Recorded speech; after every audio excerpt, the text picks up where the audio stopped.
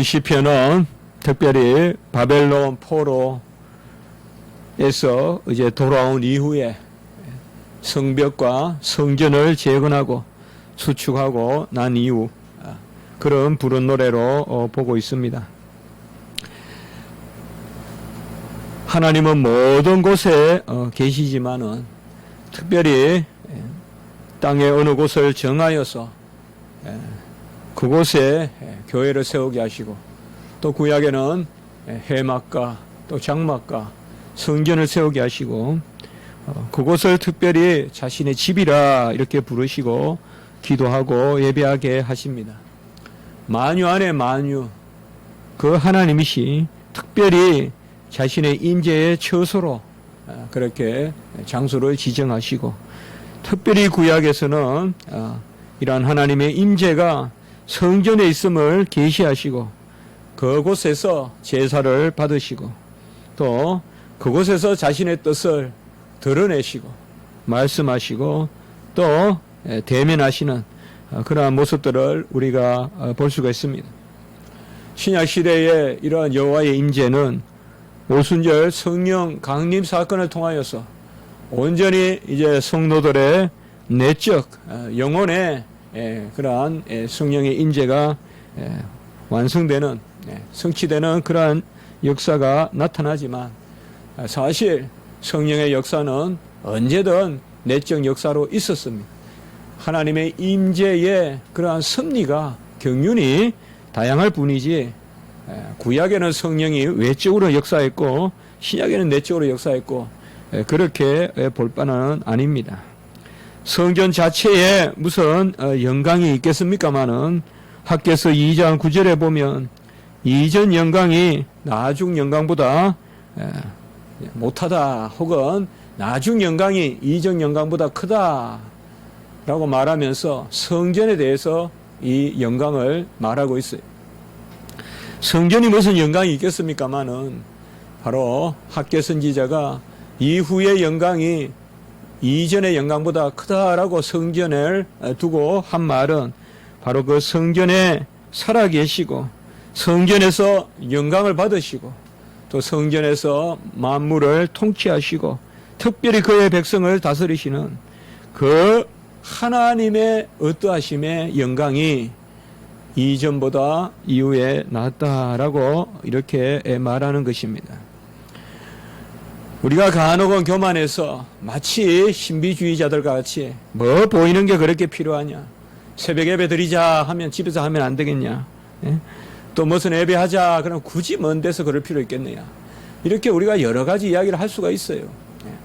그러나 하나님은 질서와 또 가시적인 것, 또 가형적인 것, 건물이라든지 이런 것들을 통해서 우리 인간에게 맞추어 주시는 부분이 있어요. 함께 정한 시간에 모여서 예배 드림으로 서로 연약함을 우리가 서로 기대게 하시고 그 가운데서 한 몸으로 하나님을 섬기게 하시는 그러한 은혜가 있습니다. 그렇기 때문에 신약 시대는 모든 것이 완성되었기 때문에 일체 형식적인 것은 다 피한다. 심지어 무교회주의, 교회가 필요 없다라고까지 이야기하는 것은 하나님의 섭리를 잘 모르는 것이에요. 그 내면을 들여다보면 아주 뱀과 같이 교만함이 깃들고 있는 것입니다. 정한 곳에 모이고 그곳에서 서로 부대끼면서 은사의 교통을 하고 내가 다 할 수 없는 것을 상대편에게 또 맡기고 서로 돕고 나는 발이고 너는 눈이고 나는 손이고 서로 이렇게 은사를 나누면서 이런 것도 일체 다 피하고 내 안에 모든 것을 모아서 끌어올려서 내가 완성되면 그것은 결국은 내가 신이 되겠다는 것이지 그것은 성도됨이 아닙니다. 항상 에덴 동산의 첫 번째 원죄가 바로 뭐예요? 내 안에서 모든 것을 끝을 보려고 하는 하나님께 맡기고 하는 그런 부분이 있어야 되는데 그래서 우리가 특별히 성전을 노래하고 이런 것들을 너무 구약의 형식주의다. 이거는 구약의 시편이니까 성전의 찬양이 있지 이것을 그저 교회 찬양으로 이렇게 연결시켜서는 안 된다. 이런 것은 어폐가 있는 것입니다. 물론 구약에서의 성전의 의미와 신약에서의 교회의 의미는 분명히 경륜적인 차이가 있습니다.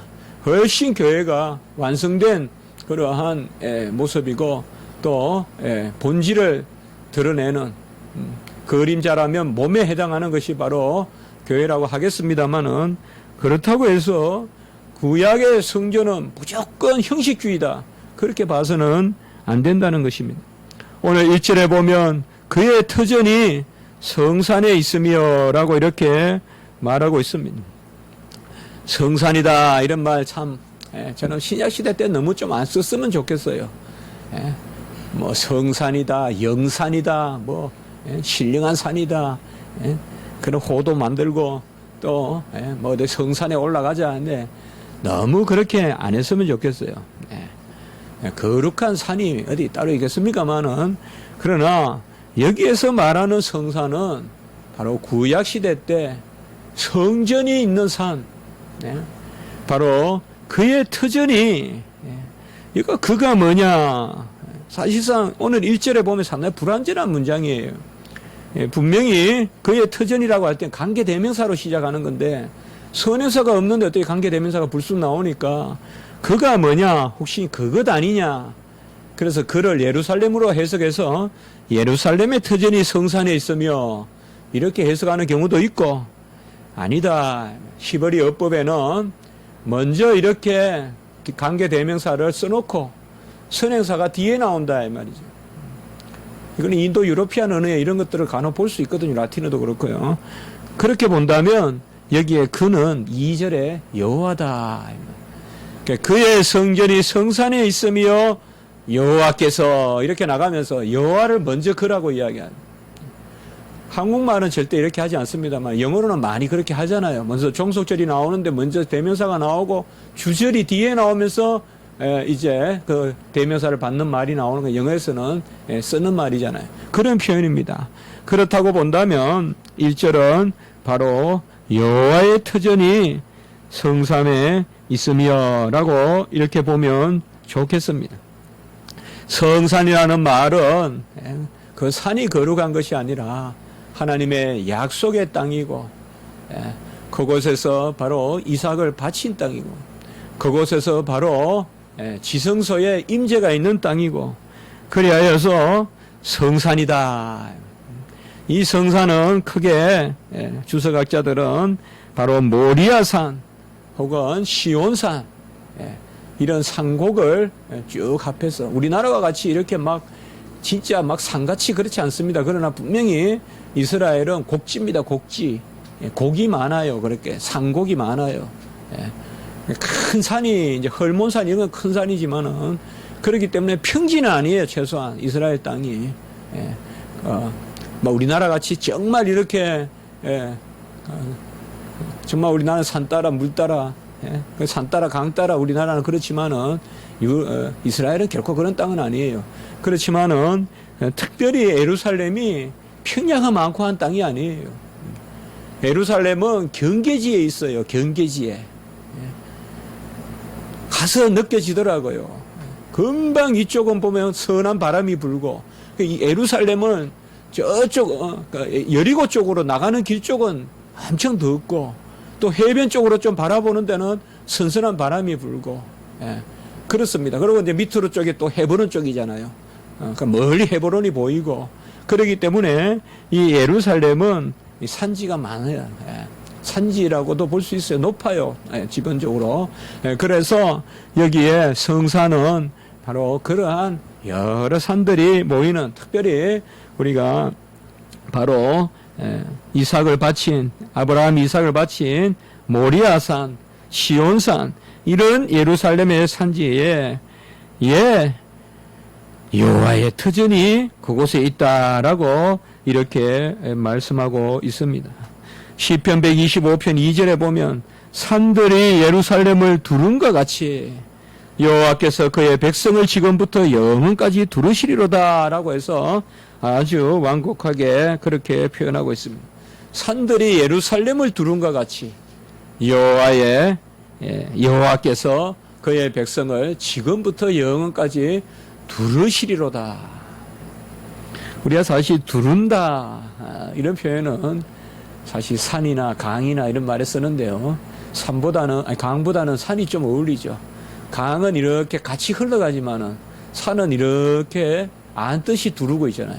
그래서 산들이 예루살렘을 두른 것 같이. 그래서 그의 터전이 성산에 있다.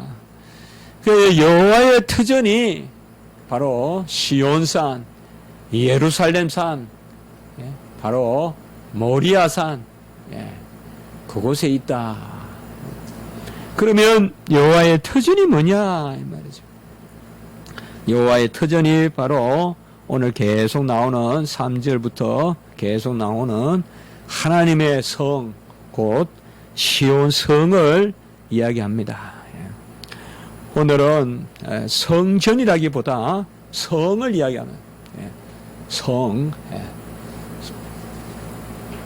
그래서 하나님의 성이 그 시온의 성, 하나님의 성이 바로 성산에 있으며 라고 이렇게 말한 것입니다. 이사야 14장 32절에 보면 여호와께서 시온을 세우셨으니 그의 백성의 공고한 자들이 그 안에서 피난하리라 라고 이렇게 말씀했습니다. 이사야 14장 32절에 여호와께서 시온을 세우셨다. 이는 바로 시온성, 우리가 다윗성이라고도 부르는 곳이죠. 다윗성, 곧 예루살렘성.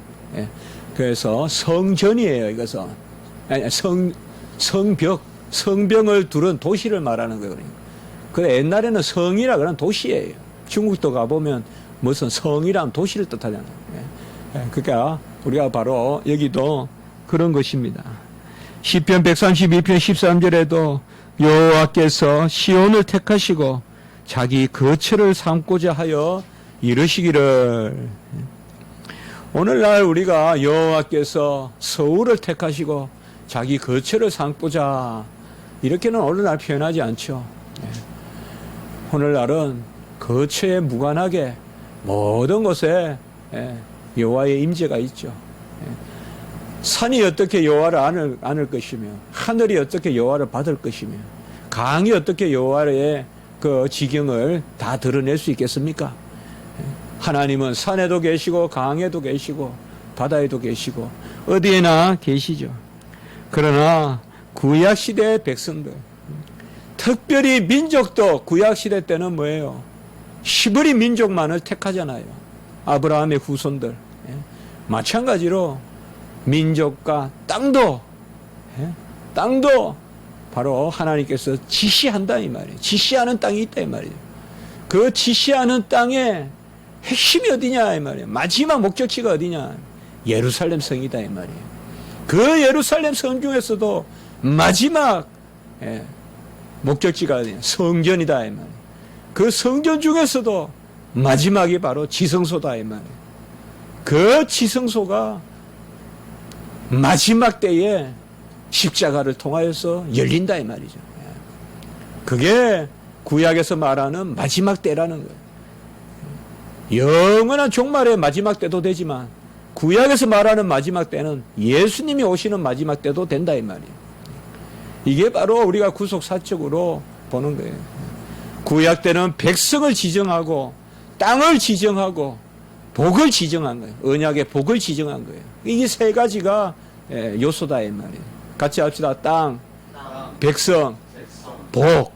이게 언약의 세 요소예요.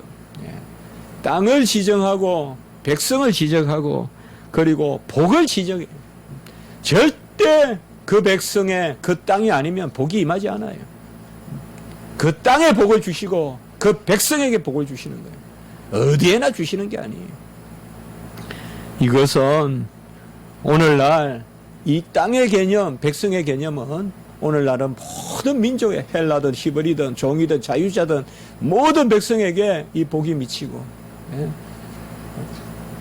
어느 습지든 정말 어느 땅이든 강야든 아프리카든 어디든 이게 바로 교회의 보편성이거든요. 모든 지역에 교회가 있다는. 예.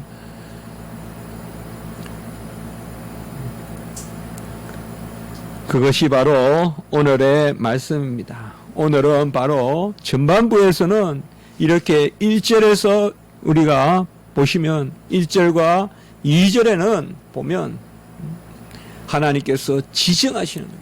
성산에 있고 여호와께서 야곱의 모든 거처보다 시온의 문들을 사랑하셨다. 그래서 어느 특정한 지역을 사랑하셨다.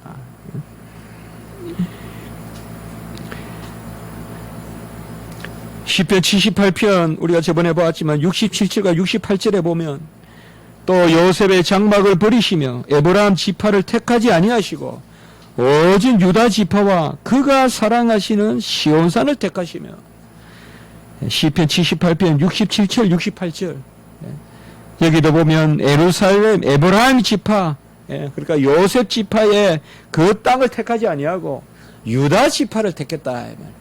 유다 지파의 땅을 택하고 그가 사랑하시는 시온산을 택했다. 오늘도 보면 2절에 보면 사랑하시는도다. 왜 시온산을 택했을까? 우리는 항상 왜라는 말을 하나님 앞에 던질 때는 항상 하나님의 주권을 전제하는 질문이 돼야 돼요. 따지는 질문이 되어서는 안 돼요. 하나님의 주권을 확인하는 질문이죠. 사랑하시니까 시온산을 택한 거고, 그죠? 예수는 미워하고 야곱은 사랑하였다. 그게 끝이에요. 왜 하나님이 이 땅에 십자가 지기 교회를 세우셨어요? 이 땅을 사랑하시는 거예요, 하나님. 어떤 의미를 우리가 알 수가 없어요. 구체적으로. 여기도 오늘 2절에도 보면 모든 거처보다 시온의 문들을 사랑하시는도다. 여러분, 우리는 하나님의 절대적인 사랑을 받은 거, 우리 교회는 하나님의 절대적인 그러한 택함을 받은 것입니다. 무조건적인 사랑으로 구약시대 때 이렇게 하나님이 정하셔서 3절에 보면 하나님의 성전을 가르쳐, 성을 가르쳐 영광스럽다라고 이렇게 말하고 있습니다.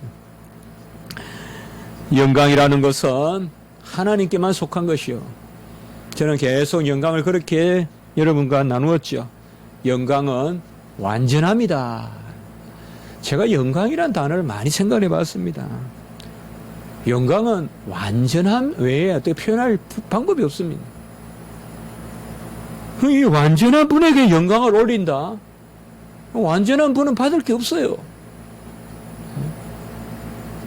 사실상 영광을 올리는데 영광을 받으실 분은 영광을 받을 필요가 없으신 분이 어떻게 보면 달리 말하면 영광을 받는 게 하나님 편에 필요함이 아니라 우리 편에 필요함으로 아시고 받아주시는 거예요. 우리를 영광 돌리는 존재로서 필요하니까 하나님이 받아주시는 거란 말이에요. 하나님이 인류를 창조하신 것도 마찬가지예요. 하나님이 인류를 창조하신 것도 인류를 사랑하셔서 창조하시고 그 인류애가 최고의 복을 누리는 것은 하나님께 영광을 올리는 자리예요. 그래서 하나님이 그 영광을 받아주시는 거예요. 물론 하나님이 영광을 받아주심으로 하나님을 우리가 영화롭게 찬미함으로 하나님이 높임을 받으시지만 그것조차도 사실상 우리를 복되게 하는 것입니다. 1차적인 목적은 하나님께 영광이지만 곧 그 영광이 우리에게 뭔가 빠져가는 것이 아니라 세상에서 우리가 누군가가 필요한 것을 달라 해서 줄 때는 내 것을 옮겨주고 나는 하나가 빠지고 저쪽은 하나가 채워지는 거지만 하나님께 영광을 올리는 것은 그렇지 않습니다. 사실 우리가 하나님께 영광을 올린다는 이 자체가 저도 모든 글마다 마지막에 영원히 하나님께만 영광을 올립니다. 어떤 글이든 그렇게 씁니다. 끝에. 좀 어색해 보이든 어쨌든 글을 쓸 때마다 그러니까 출판사에서 그걸 뺄 줄 알았더니 그래도 계속 넣어줘요. 예. 논문 써도 넣어주고. 그래서 감사해요. 아마 애국 같으면 뺄 수도 있을지 몰라. 이거는 너무 구태의연하다 싶었는데, 근데요, 제 마음은 오직 하나님께 영광을 올린다. 사실 바로 성을 가르쳐 영광스럽다 말하는 것은, 사실 영광이란 말을 완전으로 봤을 때 성은 영광스러울 수 없어요. 영광의 도구가 된다는 의미에서 영광에 동참하는 거예요. 같이 합시다. 하나님의 영광에 참여. 그게 바로 영화스럽다, 영광스럽다는 거예요. 그래서 우리 구원의 영광, 그걸 영화라고 그러잖아요. 구원의. 그래서 구원의 영화는 하나님의 영광에 참여하는 거예요. 온전히. 그게 영화의 상태예요. 그것을 성경은 어떻게 표현하느냐? 마주 본다고 표현한 거예요. 하나님의 영광을 온전히 마주 본다라고 이야기한 거예요. 쉐키나라는 개념이에요. 그게 쉐키나. 히브리어로 영광에 동참하는 거예요. 가장 중요한 신학의 하나 요소예요. 구약 신학의 쉐키나. 바로 하나님의 임재에 동참하는 것입니다. 1절에서 3절에 오늘 말씀해 보면 상당히 구약에서, 물론 시편이 구약의 기록이지만 특정한 곳을 정하여 그곳을 복되게 하는 야곱의 모든 거처보다 이 예루살렘, 바로 모리아산, 시온산, 예루살렘 성전, 시온 성전, 다윗 성, 그 성, 그것을 복되게 하시는, 시온 성, 다윗 성을 복되게 하시는 그것을 말하고 있는데, 이제 4절부터 보면, 오늘 마지막 절까지 보면 이러한 영광이, 이 영광은 결국 영광의 참여예요. 정확하게 오늘 기억합시다. 우리가 영광스럽다는 것은 감히 받을 바가 못 돼요. 어울리지 않아요. 누가 나를 영광을 올린다, 목사에게 영광을 돌린다, 그거 있을 수 없는 이야기예요. 우리는 하나님께 참여할 때만 영화롭게 된다는 의미에서 영광스럽다고 표현해 줄 뿐이지, 우리가 무슨 영광의 주체가 되거나 객체가 될 수도 없어요. 하나님만이 영광의 주체인데, 그것을 4절에서 7절까지는 예루살렘만, 다윗 성에만 갇혀 있는 것이 아니라 4절에 보면 나는 라합과 바벨론이 나를 아는 자 중에 있다 말하리라. 갑자기 4절부터는 이 영광의 동참, 선민의 복, 언약의 복이 이방으로 확산되는, 이게 시편이에요. 바로 우리가 시편을 애언시같이 읽어야 된다는 점이 바로 이런 거예요. 선지 시편같이 읽어야 된다는 게 바로 이런 점이에요. 바로 이러한 복이 라합에게, 우리가 나눠주 보시면 라합이 애굽으로 되어 있죠. 애굽. 우리가 라합이다 이러면 기생 라합을 떠올리지만 여기서 기생 라합 아닙니다. 여기 라합이라는 것은 바로 맹렬함을 뜻하는데, 이사야 30장 7절에 보면 정확하게 이 단어가 나와요. 이사야 30장 7절. 애굽의 도움을 헛되고 무익하니라. 그러므로 내가 애굽을 가만히 앉은 라합이라 일컬었느니라. 이렇게 나와요. 이사야 30장 7절에 보면 애굽을 라합이라 일컬었느니라.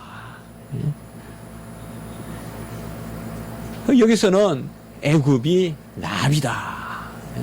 이 라합이란 말은 맹렬하다 이런 뜻이에요. 맹렬하다.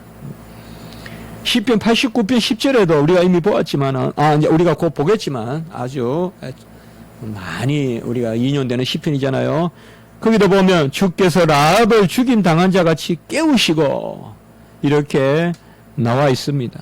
시편 89편 10절 우리 성경 바로 옆에 있네요. 거기도 라합 밑에 나눠주에 보면 애굽이다 이렇게 나와 있죠. 애굽을 죽은 자에서 깨우듯이 깨우시고. 자, 나는 나를 아는 자 중에 있게 하라. 여기 나는 분명히 여호와예요. 2절에 그러니까 여호와 하나님이 바로 나를 아는 자 중에 라합도 있고. 안다라는 말은, 구약에서 안다라는 말은 부부 관계를 뜻한 거예요. 바로 하나님의 자녀됨, 신랑 신부됨을 뜻해요. 바로 구원받은 백성됨을 뜻해요. 그저 스쳐 지나가듯이 한마디 들었다는 게 아니라 부부가 서로 알듯이 안다는 거예요. 그러니까 바로 애굽도 나를 알고 바벨론도 나를 아는 자 중에 있다.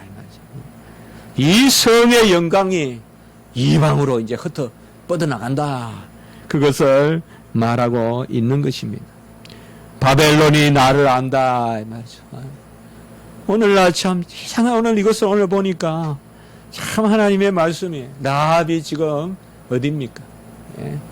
애굽이죠. 애굽에도 지금 난리죠. 이집트에. 이집트 여러분 못 갑니다 요새. 예. 사실상 난리예요. 바벨론이 지금 또 어디입니까? 이라크 아닙니까? 이라크 지금 난립니다. 못 갑니다 지금. 예. 난립니다 지금. 나라가 두 개로 나누어질 겁니다 아마 지금. 예. 지금 난리잖아요. 이라크, 이란 지금. 예. 나를 아는 자 중에 있습니다. 그리고 블레셋도 나오네요. 블레셋이 어디예요? 지금 팔레스틴 아니에요 지금. 가자 지방. 예. 가자 지금 가자. 예. 가자 지구 지금. 예. 제가 말씀을 하면서 야, 참 오늘날 주시는 말씀 같구나. 예. 애굽도 나를 아는 자 중에 불러드릴 것이요. 바벨론, 이락도 나를 아는 자 중에 불러드릴 것이요. 블레셋도 나를 아는 자 중에. 블레셋과 두로와 구스여 이것들도 거기서 났다 하리로다.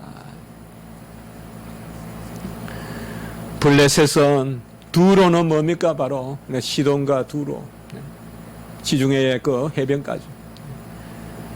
구스는 어디입니까? 바로 오늘날의 에티오피아. 다 이런 지역이 이제 거기서 났다, 시온에서 났다, 시온성에서 났다라고 말하리라라고 이렇게 말하고 있습니다. 이것은 바로 구약의 그런 하나님의 영광이 이미 신약 시대 때 뻗어나갈 것을 오늘 시편 기자는 노래하고 있습니다. 이것은 하나의 시라기보다 분명히 예언적인 그러한 하나님의 말씀입니다. 특별히 5절에 보면 이 사람 저 사람이 거기서 났다. 그 시온에 대해서 말하면서 이 사람 저 사람이 거기서 났는데, 이 사람이 시온에서 났고 저 사람이 시온에, 그 시온에 뭐예요? 시온은 우리가 히브리적으로 표현하면 시온은 성전이요.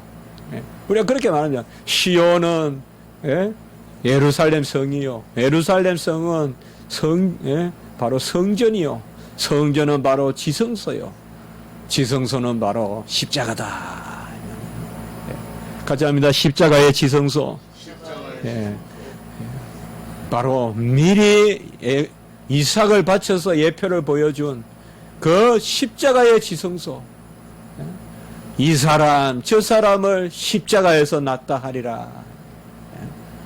너도 보혈로 낳고 너도 보혈로 낳고 이락도 보혈로 낳고 애굽도 보혈로 낳고 저 팔레스틴 가자도 보혈로 낳고 에티오피아 수단도 다 보혈로 낳고 지중해에 그 흩어진 이방, 얼마나 지중해가 이방 문화가 강했어요.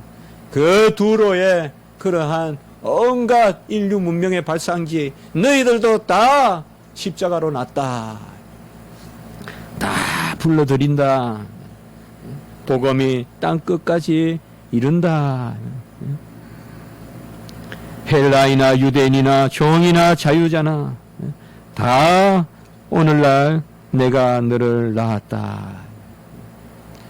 사도 바울이 이방의 빛이라고 하면서 갈라디아서 4장 19절에 내가 다시 너희를 위하여 해산하는 수고를 하노니, 사도 바울이 해산하는 수고를 한다 그랬죠.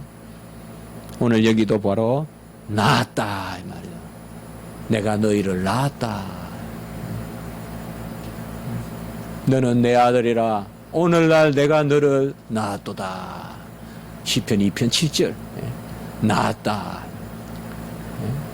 거룩하게 하시는 자와 거룩함을 입은 자가 한 곳에서 난지라. 성경은 자주 낳는다는 이 give birth, 낳는다는 의미를 구원의 의미로 사용한단 말이에요. 그래서 사도 바울은 이방의 빛으로서 내가 너희를 위하여 해산하는 수고를 한다. 해산이 뭐예요? 낳는 거 아니에요. 해산하는 수고를 한다. 오늘은 바로 이 시편에서 그것을 말하고 있습니다. 여호와의 터가 어느 특정 지형에 있는 것이 아니라 다 그 안에 끌어모아서 6절에 보면 민족들을 등록하실 때에 그 수를 해시고 이 사람이 거기서 났다. 여기에 세신다는 말은 바로 우리가 좀 전문적인 표현을 써보면 무형교회를 이야기해요. 바로 영원히 택한 바된 하나님의 백성의 총수, 하나님이 정한 수를 해신다 이 말이에요. 그 안에 이라크도 들어있고 그 안에 가자도 들어있고 그 안에 애굽도 들어있고 이집트도 들어있고 에티오피아도 들어있고 한국도 들어있고 일본도 들어있고 러시아도 들어있고 오늘날 내가 너를 낳았도다. 우리도 이를 위하여 해산하는 수고를 해야 될 줄을 믿는 것입니다. 바로 이 시온을 누가 주장하느냐. 5절 후반부에 보면 지존자가 친히 시온을 세우리라. 이 시온은 분명히 땅을 말하는 게 아니에요. 이것은 메시아가 오실 곳입니다. 아버지가 친히 아들을 보내셔서 십자가에서 구원을 이루시고 친히 교회의 몸이 되셔서 내가 친히 시온을 세우리라. 바로 교회를 세우리라 말씀하신 것입니다. 우리는 교회의 수립에 아무 도움을 준 게 아니에요. 교회는 전적으로 하나님이 세우신 거예요. 하나님이 세우신 거예요. 19세기 말에 리처 학파 같은 사람들은 교회를 인류 윤리 공동체라고 해서 사람의 합의라든지 사람의 덕성의 어떠한 공동체로서의 교회의 형성, 후천적인 어떤 그런 교회 형성을 말했지만은 교회는 그런 곳이 아닙니다. 교회에서 왜 자꾸 분쟁이 생기고 어려움이 생기느냐? 교회를 인간이 만들었다고 자꾸 생각하기 때문에 그래요. 우리가 합의해서 교회를 만들었고 우리가 무슨 계층 멤버니 아니에요. 교회는 하나님이 처음부터 만드신 거예요. 하나님이 문을 여시고 하나님이 지존자가 세운을 세웠다 이 말이에요. 교회는 영원한 거예요. 그 성도는 떠나갈 수 있고 지나갈 수 있지만 교회는 영원한 것입니다. 시온을 세우리라. 지존자가 친히 시온을 세우리라. 오늘 이런 말씀은 누가 이 말씀을 예수 그리스도의 말씀으로 구약 때 그렇게 명정하게 보겠어요. 그러나 이 시대에 우리는 신약 시대에 우리는 이 말씀을 보면 예수가 보이잖아요. 지금 이 말씀에 예수님이 보이잖아요. 지금 이게 바로 신약 시대 우리에게 주시는 계시의 우월함이에요. 여호와를 아는 지식도 구약 백성들보다 훨씬 우리에게 깊이 고급스럽게 구약 시대 백성은 보지 못한 것을 우리는 그야말로 몸을 보잖아요. 이들은 그림자만 보고 있지만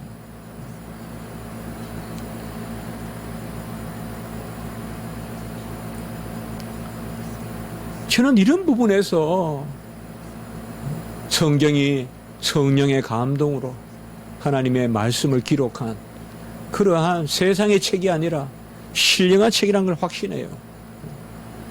어느 인간이 이런 글을 써가지고 이런 구속사적 약속과 성취를 이루어내겠어요. 이런 것을 우리가 아멘 한다면 내가 구원받은 백성인 거예요. 이런 계시의 감화를 우리에게 주시고 우리가 이 말씀을 아멘 한다는 게 내가 구원받은 백성의 큰 표가 되는 거예요. 내가 정서적으로 감정적으로 믿는다 만다 하는 그런 게 아니라 이런 말씀을 내가 확신해. 그래서 칼빈이 어떻게 구원을 확신하느냐? 말씀과 성령으로. 처음에는 이게 무슨 말인가? 이거 또 다른 질문 아닌가 싶어도 결국은 그게 답이에요. 말씀을 아멘할 때 내가 구원받은 걸 확신하게 되는 거예요. 오늘 이런 말씀을 보면 묘하다, 묘하다, 기묘다, 기묘다, 놀랍도다, 놀랍도다. 어찌 우리가 세례 요한과 같이 하나님의 말씀을 받아 먹는 세례 요한만 그 두루마기를 받아 먹은 것이 아니라 우리도 받아 먹은 것이다. 7절에는 노래하는 자와 뛰어노는 자들이 말하기를 나의 모든 근원이 내게 있다 하리로다. 여기에 내게는 역시 시온 성을 뜻해요. 다윗 성에 있다. 그렇지만은 결국은 뭐예요? 시온 성은 성이 중요한 것이 아니라 바로 그 사흘 만에 다시 세우시는 인자 예수 그리스도의 그러한 은혜가 귀한 것이죠. 그리고 오늘 시편의 말씀을 통하여서 바로 하나님이 우리에게 모든 것을 다 행하시고 이사야 60장 4절에 보면 사방에서 이방이 돌아온다라고 이야기했습니다. 세계 개신교가 지금 흩어지고 또 미약하다 하지만 개신교가 교회입니다. 로마 캐톨릭은 교회가 아닙니다. 그러면 우리가 하나님의 이러한 약속의 말씀을 붙든다면 너무 일희일비하지 마시고 끝내는 하나님이 돌아오게 한다 이 말이에요. 그들을. 그게 마지막 때다 이 말이에요. 이 사람 저 사람이 오늘 보면 요절에 거기서 났다. 저기 이라크도 가보니까 나도 십자가서 났다 그러고 저기 애굽도 나도 십자가서 났다 그러고 거듭났다는 거죠. 분명히 이런 하나님의 역사가 있습니다. 로마 캐톨릭은 이단일 뿐만 아니라 마리아를 섬기고 마리아 공로에 교회의 은혜의 기초를 두는 것은 그것은 이미 교회가 아닙니다. 칼빈은 누구를 어느 기구를 빗대어서 뭐뭐다라고 말한 적은 없지만 교황제 또 그 교황을 섬기는 로마 교황청은 적그리스도라고 분명히 말했어요. 왜 적그리스도예요? 그리스도를 흉내내기 때문에 그리스도 자리에 자기들이 앉아있기 때문에 하나도 주님의 영광이 드러나지 않고 사람만 드러나잖아요. 그거 안 되는 거예요, 여러분. 무슨 교황이 무슨 어디에서 태어났고 어릴 때부터 어떻게 했고 사람 영광 받는 게 아니에요. 사람이 영광 받는 거잖아요. 아까도 말했는데 그의 영광에 참여하는 것이 돼야죠. 로마 캐톨릭은 하나님이 싫어하시는 것입니다. 한번 기도드리겠습니다. 거룩하고 자비로우신 하나님 아버지 은혜와 사랑을 진실로 감사합니다. 우리에게 시온의 성에 그 영광에 참여하게 하시고 이제 예수 그리스도 다 이루신 공로를 그 보혜사 성령으로 우리가 누리게 하시고 자녀로 살게 하시고 너는 내 것이다 너를 낳았도다라는 말씀이 우리의 그러한 신분이 되게 하시고 우리가 나음으로 자녀가 되게 하시고 상속자가 되게 하시는 그 은혜를 인하여 감사를 드립니다. 모든 시련과 환난과 공고와 핍박이 있더라도 이 기쁨을 가지고 이기게 하시고 여호와를 즐거워하는 것이 복이라고 하셨사오니 여호와 안에서 기뻐하며 모든 일을 감당하고 나가는 저희들이 되게 하시고 오늘 말씀에 비추어 약속된 말씀을 받음으로 우리도 이 말씀을 라합에도 전하고 블레셋에도 전하고 구스에도 전하고 두로에도 전하고 바벨론에도 전하는 저희들이 될 수 있도록 은혜를 베풀어 주시옵소서. 아버지여 온갖 미혹의 영 불법의 영이 아버지여 행행합니다. 저 로마 캐톨릭의 즉 그리스도의 영이 행행하고 있사오니 하나님 아버지 온전한 진리 가운데 서게 하여 주시고 오직 중보자는 유일하신 그리스도밖에 없으며 우리를 위하여 죽으시고 하나님과 사람 사이에 유일하신 중보, 하나님과 사람의 중보자는 우리 주 예수 그리스도밖에 없다는 것을 고백하고 나가는 저희들의 참된 신앙의 복이 있게 해 주시옵소서. 우리 교회를 사랑하여 주시옵소서. 불쌍히 여겨 주시옵소서. 구주 예수 그리스도 이름으로 감사하며 기도드리옵나이다. 아멘. 오늘 우리가